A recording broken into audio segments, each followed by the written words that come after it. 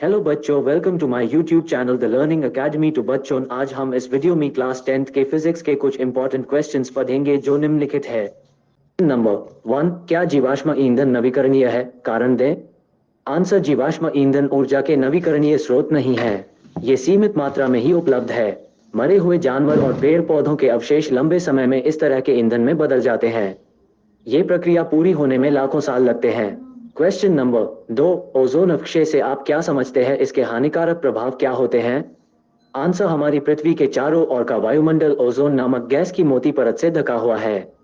Ozone की यह परत सूर्य के प्रकाश की पराबैंगनी किरणों को पृथ्वी पर आने से रोकती है। ये किरणें हमारे स्वास्थ्य के लिए अत्यंत हानिकारक होती हैं। मानव द्वारा रेफ्रिजरेटर, अग्निशमन यंत्र तथा एरोसॉल स्प्रे में उपयोग किए जाने वाले क्लोरोफ्लोरोकार्बन के कारण ओजोन परत का हाथ होता है। इसे ओजोन का अपक्षय कहते हैं। ओजोन के अपक्षय से पराबैंगनी किरण अधिक मात्रा में पृथ्वी तक पहुंचती है तथा त्वचीय कैंसर हो जाता है। क्वेश्चन नंबर 3, विद्युत मोटर के सिद्धांत को लिखें। आंसर, विद्युत मोटर का सिद्धांत यह है कि जब किसी कुंडली को चुंबकीय क्षेत्र में रखाकर उसमें धारा प्रवाहित की जाती है तो उस कुंडली पर एक बल काम करना शुरू करता है जो उसे लगातार घूमती है। इस तरह मोटर के द्वारा विद्युत ऊर्जा के द्वारा यांत्रिक ऊर्जा या गतिक ऊर्जा में बदलती है। क्वेश्चन नंबर 4, फ्लेमिंग के वामहस्त नियम को लिखें।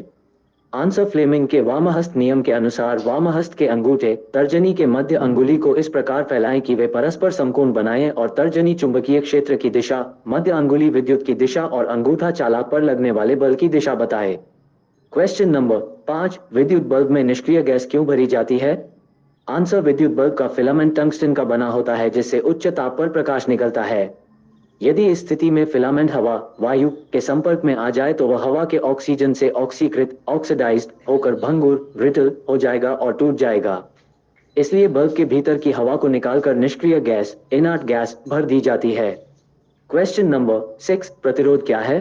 इसका सूत्र एवं एस आई मात्रक लिखें। आंसर, यदि किसी बंद परिपथ के संयोजित चालक में विद्युत धारा प्रवाहित की जाए तो उसके सिरों के मध्य विभवांतर और प्रवाहित धारा के सामर्थ्य में एक निश्चित अनुपात होता है जिसे चालक का प्रतिरोध कहते हैं। प्रतिरोध का सी मात्रक ओम डी होता है।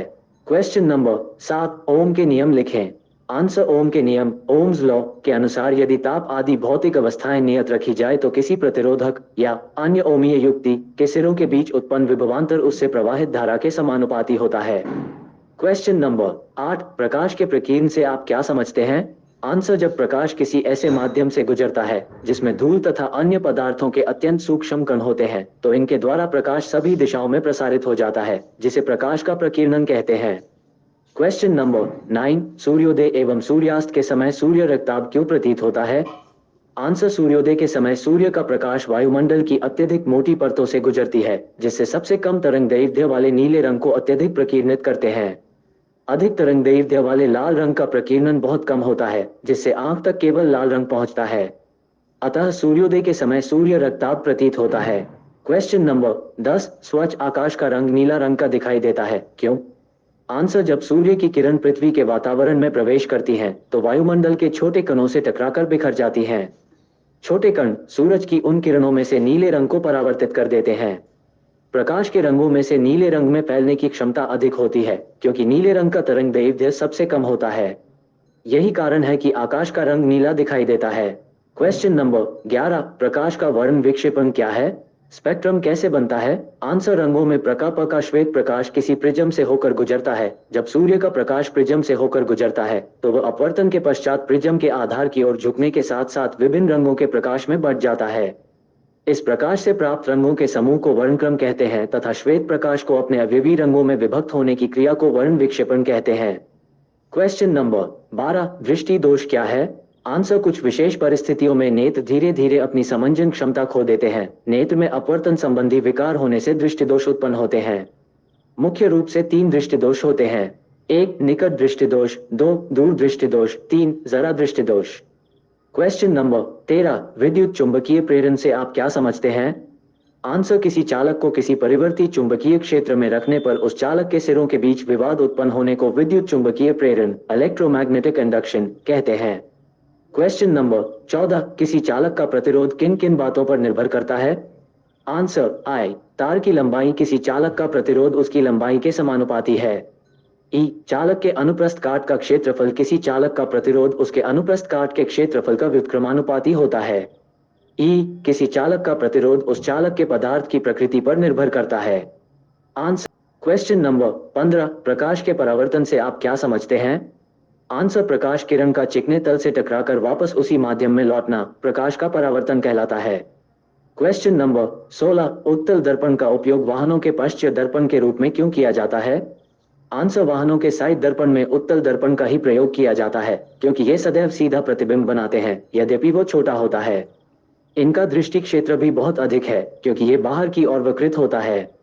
क्वेश्चन नंबर 17 वाहनों के अग्रदीप में किस दर्पण का प्रयोग होता है? आंसर वाहनों की हेडलाइटों में अवतल दर्पण प्रयुक्त होता है। बल्ब दर्पण के मुख्य फोकस पर स्थित होता है तथा परावर्तन के पश्चात दर्पण से किरण समांतर होकर सड़क पर पड़ती है। आजकल कुछ विशेष वाहनों में अयदीप में परवलयाकार दर्पणों का प्रयोग किया जा रहा है। क्वेश्चन नंबर 18 उत्तल दर्पण के उपयोगों को लिखें। आंसर उत्तल दर्पण का उपयोग आई उत्तल दर्पणों का उपयोग सामान्यतः वाहनों के पश्चात दृश्य विंग दर्पणों के रूप में किया जाता है। ई ये दर्पण वाहन के पार्श्व साइड में लगे होते हैं तथा इनमें ड्राइवर अपने पीछे के वाहनों को देख सकते हैं जिससे वे सुरक्षित रूप से वाहन चला सके। क्वेश्चन नंबर 19 नेत्र की समंजन क्षमता से क्या अभिप्राय है? आंसर नेत्र की समंजन क्षमता वह क्षमता होती है जिसके कारण आंख अपनी फोकस दूरी को समायोजित करके निकट और दूर की वस्तुओं को रेटिना पर फोकस करता है। क्वेश्चन नंबर 20 तारे क्यों टिमटिमाते हैं? आंसर तारे बहुत दूर हैं इसलिए वे प्रकाश के बिंदु स्रोत के निकट हैं। तारों से आने वाली प्रकाश किरणों का पथ थोड़ा थोड़ा बदलता रहता है इसलिए तारे की आभासी स्थिति विचलित होती रहती है तथा आंखों में प्रवेश करने वाले तारों के प्रकाश की मात्रा झिलमिलाती रहती है जिसके कारण तारे टिमटिमाते प्रतीत होते हैं। क्वेश्चन नंबर 21 प्रकाश के परावर्तन के कितने नियम है? इसके नियमों को लिखें। आंसर प्रकाश के परावर्तन के 2 नियम होते हैं। 1 आपतन कोण I परावर्तन कोण R के बराबर होता है। 2 आपतित किरण परावर्तित किरण तथा अभिलंब तीनों एक ही तल में होते हैं। क्वेश्चन नंबर 22 अवतल दर्पण के उपयोग लिखें।